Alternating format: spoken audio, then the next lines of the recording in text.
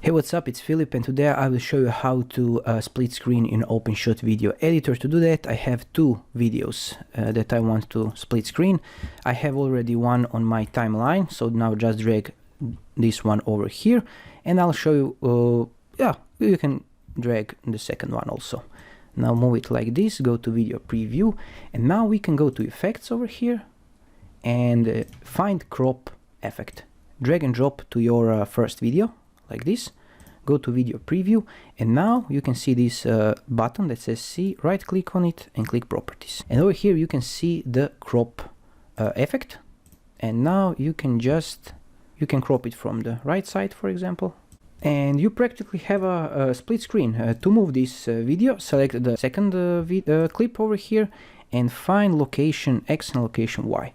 So under the location X we can move this bottom clip around like this to make it more visible, and you have a split screen effect on your videos. Now just play with these effects over here and these values until you find the perfect split screen.